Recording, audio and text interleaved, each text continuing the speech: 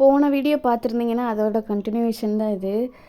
பாலை காய்ச்சிட்டு இருக்கும்போதே பயங்கரமான வேர்வைங்க. வீசிக்கிட்டே தான் நின்றுருந்தேன். காலையிலையும் கிச்சனுக்குள்ளே போக முடியல, நைட்டும் கிச்சனுக்குள்ளே போக முடியல. எனக்கு மட்டும்தான் இப்படியா என்னன்னு தெரில. இந்த ப்ரெக்னெண்ட்டாக இருக்கிறதுனால ரொம்ப வெக்கையாக இருக்குது.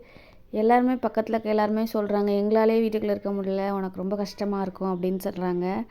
உண்மைதான். இந்த என் பாப்பா என்னன்னு தெரில, 2 நாளாக டீ வேணுமா அப்படின்னு கேட்குறா. அவளுக்கு பூஸ்ட்டு தான் போட்டு கொடுப்பேன். இப்போ அவள் வந்து டீ வேணும்னு கேட்குறனால அவளுக்கு டீ போட்டு வச்சுட்டேன். நான் வந்து பால் குடிச்சிட்டேன். என்ன குழம்பு வச்சாலும் சரி, சோறு வந்து முக்கியம் இல்லையா, அதனால் சாப்பாடு வந்து வச்சு விட்டுட்டேன். நேற்று வாங்கின பாவக்காய் வந்து இருந்தது. ஸோ அந்த பாவக்காய் வச்சு பாவக்காய் கூட்டு பண்ணிடலாம் அப்படின்னு சொல்லிட்டு பாவக்காய் தான் கட் பண்ணிகிட்டு இருந்தேன். பாவக்காய் கட் பண்ணி முடிக்கிறதுக்குள்ள இங்கே பார்த்தீங்களா, குளிச்சுட்டு வந்த மாதிரி இருக்குது.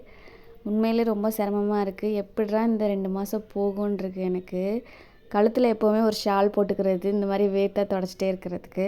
ஸோ இன்றைக்கி சாப்பாடு பாவக்காய் கூட்டு தான் வச்சுருந்தேன். நம்ம சேனலை சப்ஸ்கிரைப் பண்ண மறந்துடாதீங்க.